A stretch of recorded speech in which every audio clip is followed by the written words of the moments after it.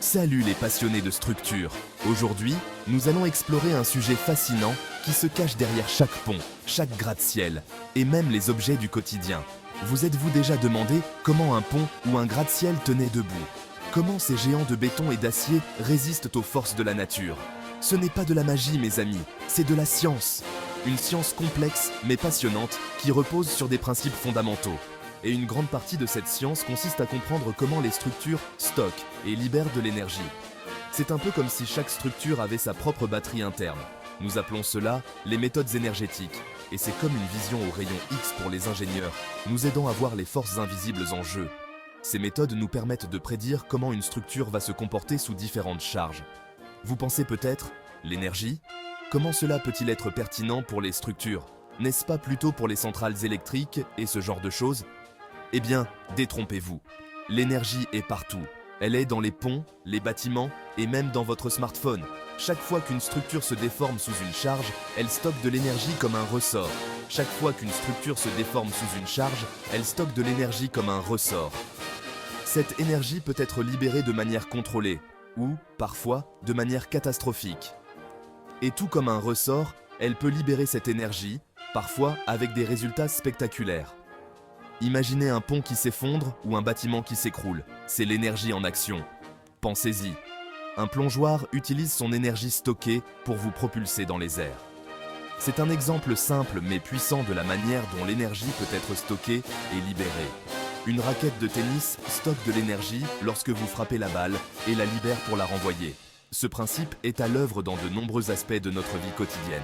Ce sont des exemples simples, mais les mêmes principes s'appliquent aux structures massives. Les ingénieurs doivent comprendre ces principes pour concevoir des structures sûres et efficaces. Alors, attachez vos ceintures, car nous allons plonger dans le monde fascinant des méthodes énergétiques et découvrir les secrets du comportement des structures sous pression. Préparez-vous à être émerveillé par la science qui se cache derrière les constructions les plus impressionnantes de notre monde moderne. Bon, imaginez ceci. Vous prenez un élastique et vous l'étendez. On dirait que vous faites un effort, pas vrai? C'est le cas. Vous mettez de l'énergie dans cet élastique et il la stocke sous forme d'énergie élastique.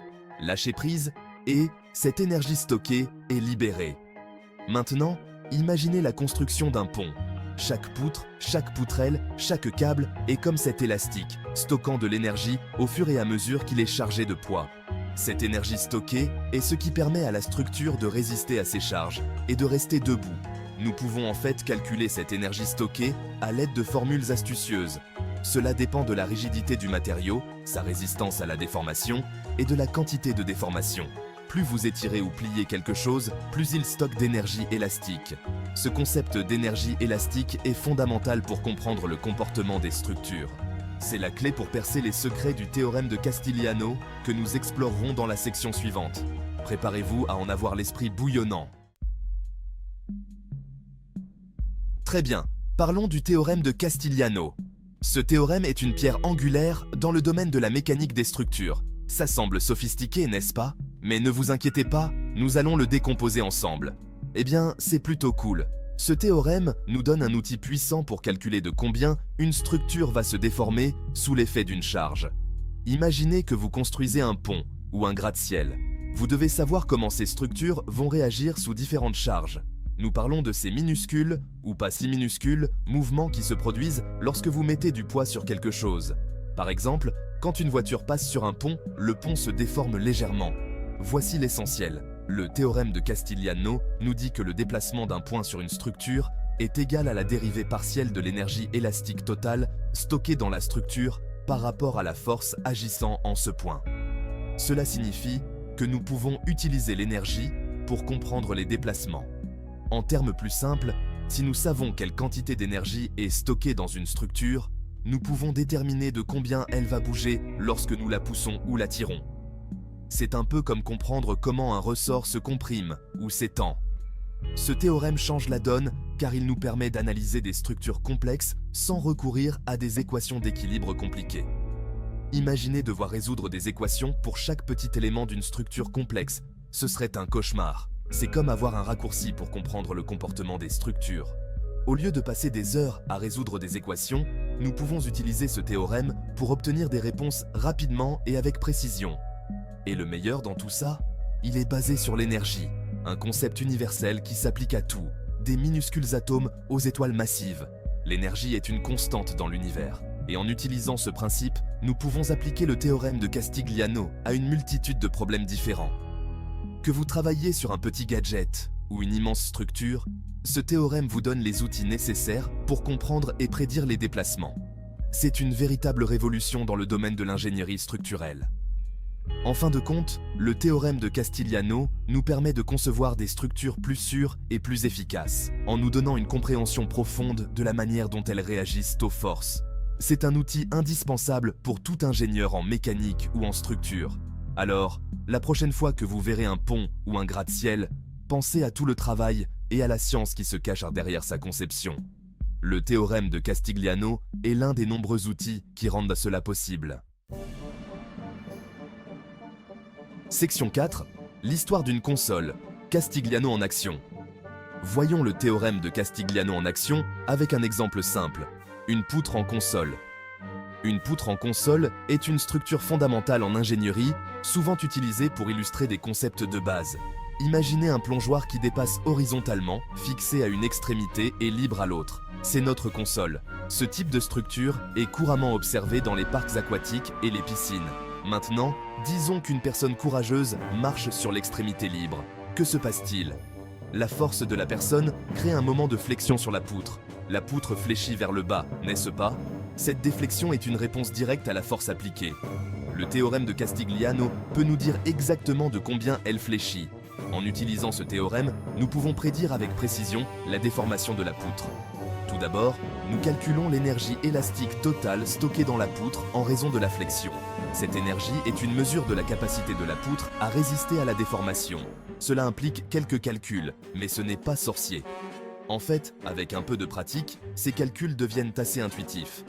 Ensuite, nous prenons la dérivée partielle de cette énergie par rapport à la force appliquée à l'extrémité libre, le poids de notre courageuse personne. Et voilà, cette étape est cruciale pour déterminer la déflexion. Cela nous donne la flèche de la poutre à l'extrémité libre. Vous voyez, la précision de cette méthode est ce qui la rend si précieuse en ingénierie. Le théorème de Castigliano permet d'analyser relativement facilement la flèche d'une structure simple, comme une poutre en console. Il offre une méthode systématique pour aborder des problèmes de déformation. Mais la véritable puissance de ce théorème réside dans sa capacité à s'attaquer à des problèmes plus complexes, ce qui nous amène à notre section suivante. En utilisant ce théorème, les ingénieurs peuvent analyser des structures beaucoup plus compliquées, comme des ponts ou des gratte-ciel, avec une grande précision. Section 5. Au-delà des bases, apprivoiser les treillis hyperstatiques. Les choses deviennent encore plus intéressantes lorsque nous appliquons le théorème de Castigliano aux structures hyperstatiques. Ce sont des structures qui ont plus de supports ou de contraintes que ce qui est strictement nécessaire pour maintenir leur forme. Pensez à une table à 4 pieds. Vous pourriez retirer un pied et elle tiendrait toujours debout, ce qui la rendrait hyperstatique. L'analyse des structures hyperstatiques à l'aide de méthodes traditionnelles peut être un véritable casse-tête, mais ne craignez rien, Castigliano est là pour sauver la situation. En considérant l'énergie élastique stockée dans chaque élément de la structure, nous pouvons utiliser le théorème de Castigliano pour déterminer les forces dans chaque élément et les flèches en différents points. Prenons l'exemple d'un pont en treillis. Ces ponts sont constitués de triangles interconnectés, formant une structure rigide. En utilisant le théorème de Castigliano, nous pouvons déterminer de combien chaque élément du treillis s'étire ou se comprime sous le poids des trains ou des voitures.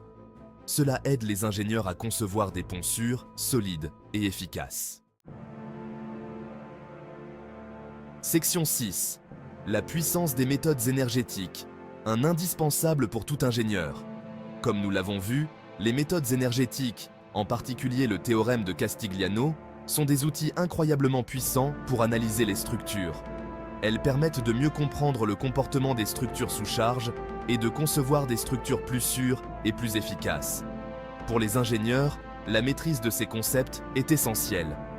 Que vous conceviez des ponts, des bâtiments, des avions ou même de minuscules micropuces, il est crucial de comprendre comment l'énergie est stockée et libérée dans les matériaux. Alors, Adoptez la puissance des méthodes énergétiques et libérez votre potentiel pour créer des choses extraordinaires. N'oubliez pas que le monde des structures est rempli de défis fascinants et qu'avec les bons outils et les bonnes connaissances, vous pouvez tous les relever.